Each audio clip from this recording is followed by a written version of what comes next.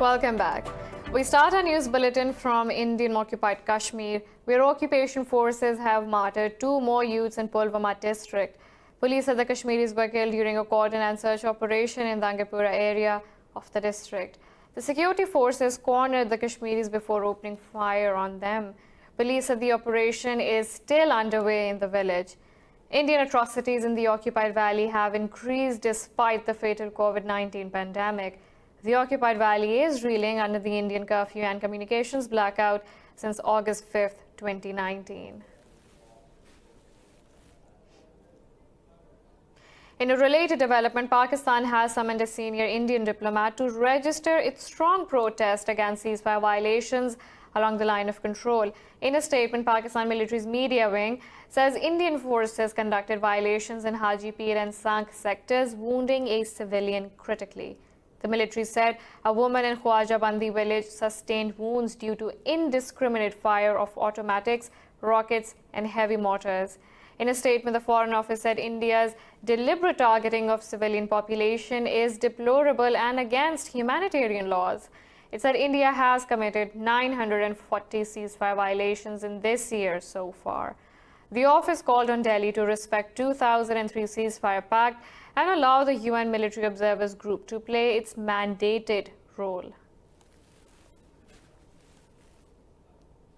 Pakistan has recorded its highest number of daily deaths from the new coronavirus, with 32 casualties overnight. The health ministry said the death toll in the country has topped 400, with over 18,000 infections. It said more than 4,700 patients have recovered from the pandemic so far. The ministry said the total number of active cases in the country is nearly 13,000. The province of Punjab has the most number of cases, with over 6,700 infected patients. Earlier, medics said the total number of cases in the country are likely to reach 150,000 by the end of this month.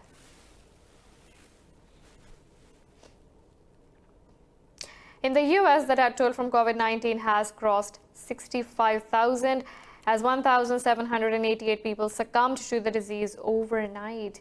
Meanwhile, the number of infection cases has topped 1.1 million, accounting for 1/3 of the global tally.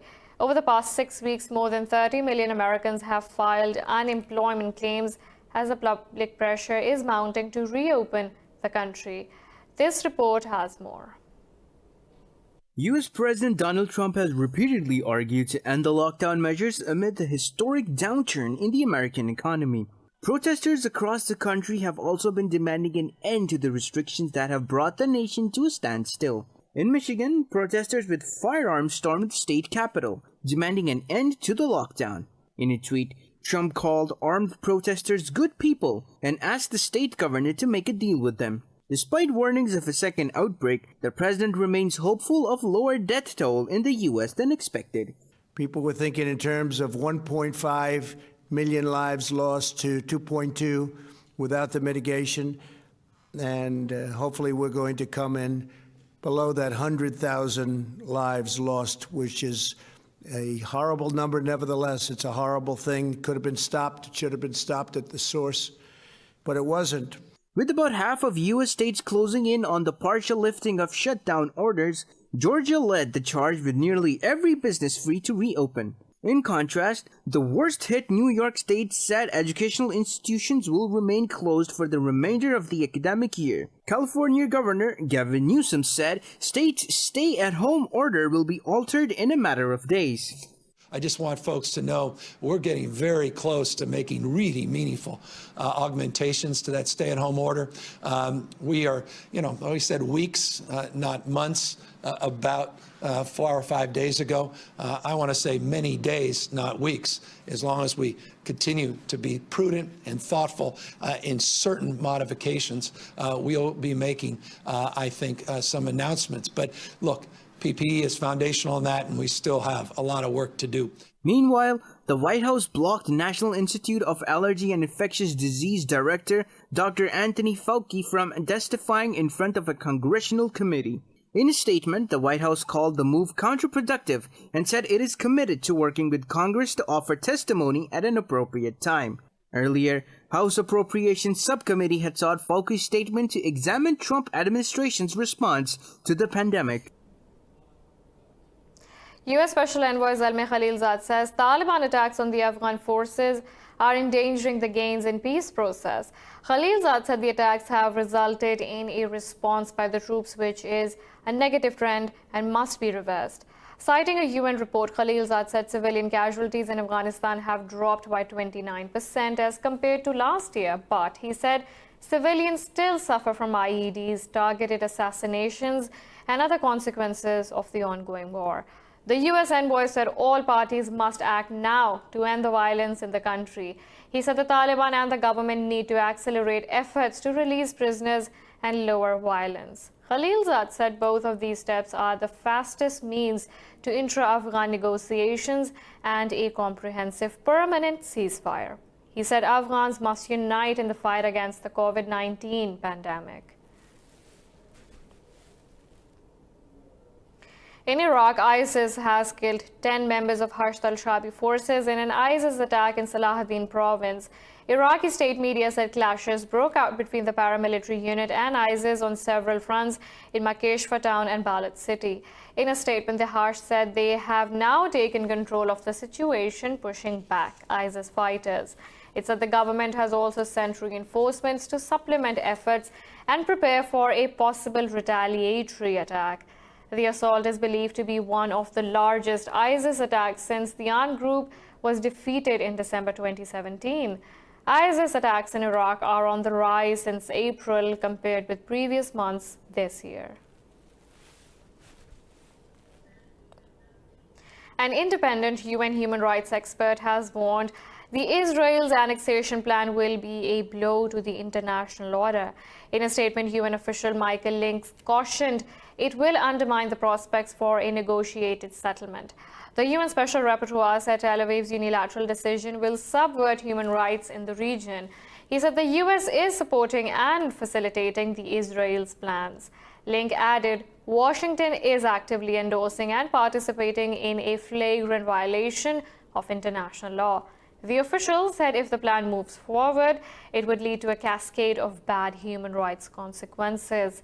The UN expert said human rights violations by Israeli forces would only intensify after the annexation.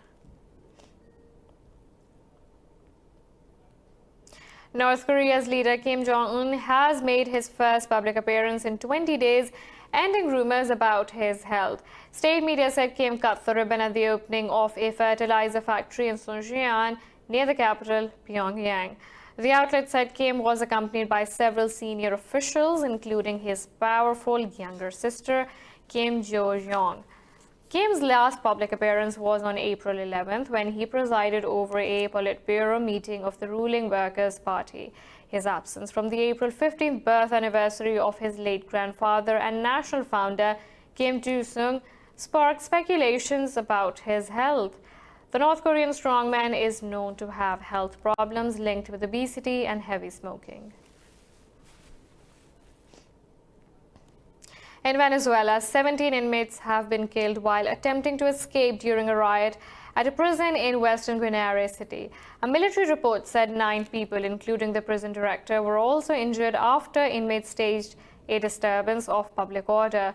The report said one officer with a megaphone later negotiated with the prisoners and they agreed to withdraw. But it said the military assumes more deaths inside the prison, while opposition lawmaker Maria Martinez said over 40 people died during the scuffle.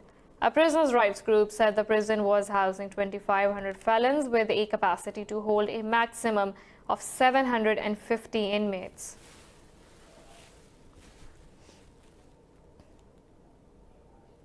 Canada's Prime Minister Justin Trudeau has introduced a long-promised ban on assault-style weapons following the country's worst gun massacre in April.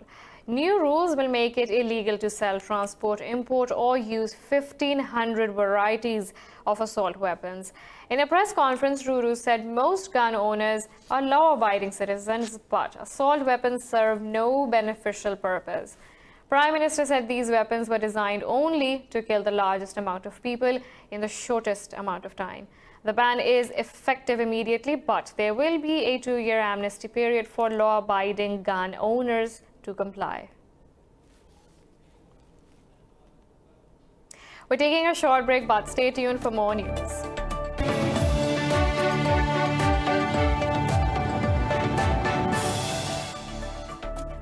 Welcome back. The American Food and Drug Administration has authorized the emergency use of Gilead drug REMDESIVIR for COVID-19 patients. The approval comes after researchers reported the drug shortened the recovery time. In a letter, the FDA said the authorization does not mean the drug is proven to work by the usual benchmarks, but it has potential benefits to treat COVID-19.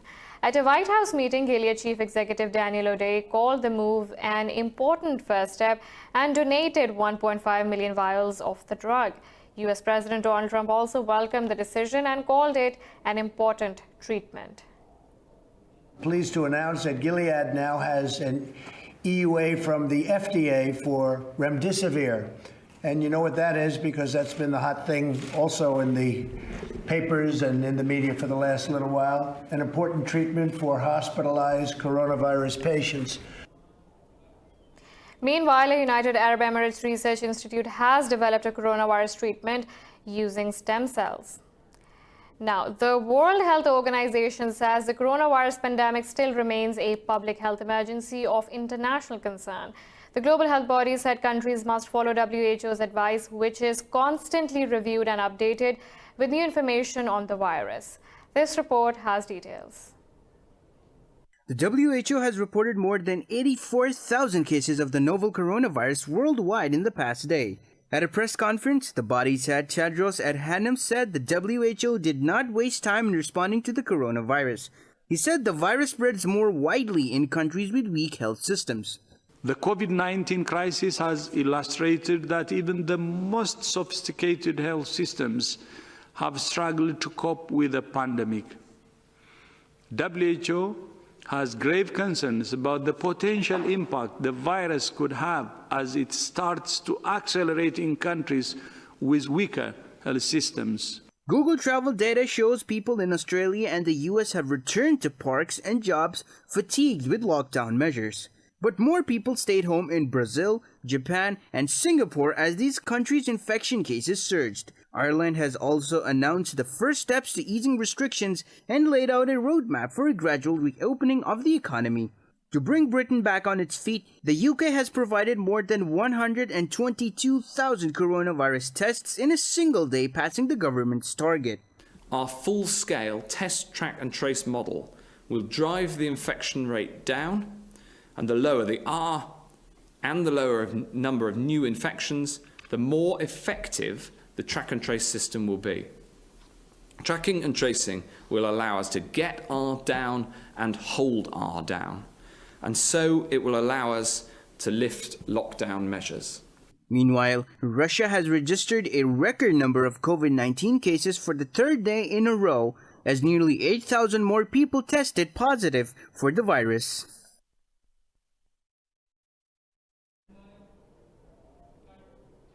The European Union has urged Myanmar's all-armed forces to implement an unconditional ceasefire and return to the peace process. In a statement, EU's Foreign Policy Chief Josep Borrell said several hundreds of Rohingya people have been drifting at sea in appalling conditions for weeks. Borrell said the bloc urges governments in the region to carry out a search and rescue operation for stranded Rohingya. He said Bangladesh earlier granted safe landing and assistance to 400 Rohingya migrants.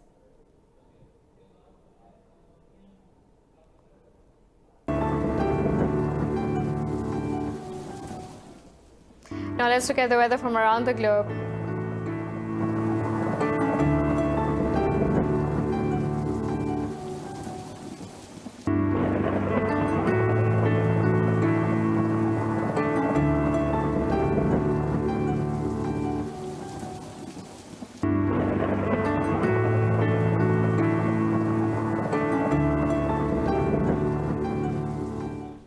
This is all for now. For the latest updates, you can follow us on social media at indus.news.